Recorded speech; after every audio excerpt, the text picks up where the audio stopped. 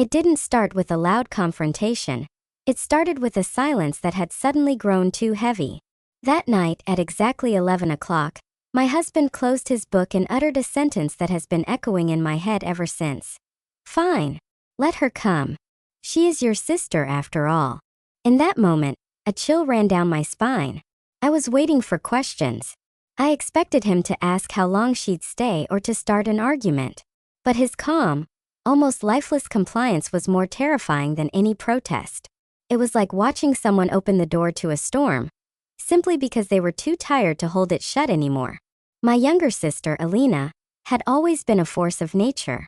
While I built our life brick by brick, seeking comfort, stability, and predictability, Alina only lived to scatter those bricks. One short message: "I don't feel like I belong anywhere anymore."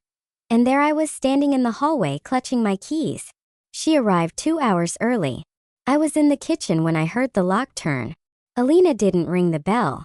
She always had a way of entering someone else's life without knocking. One suitcase, a pale face, and that smile of hers.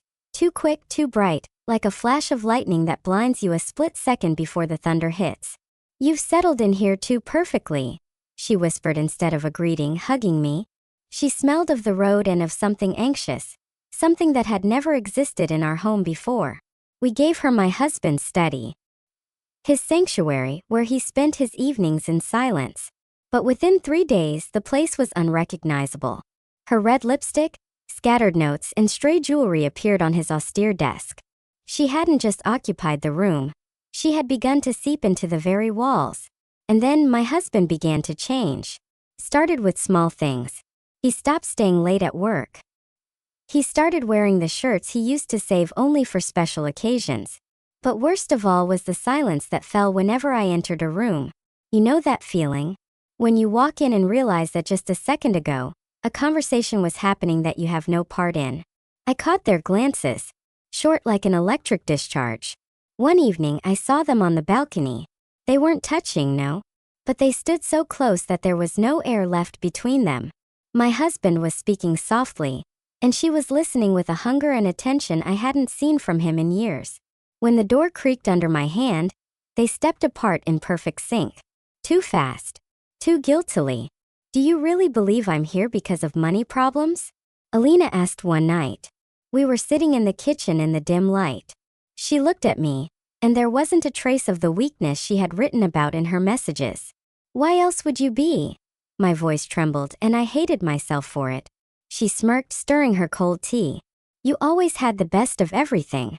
The prettiest dolls, the highest grades, the best husband. You just got used to the idea that the world belongs to you by right. But the world doesn't stand still, sister."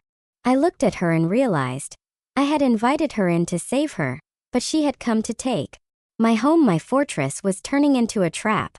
Every creak of a floorboard behind the wall, every muffled laugh from the study at night, it was all slowly destroying everything I had spent 10 years building.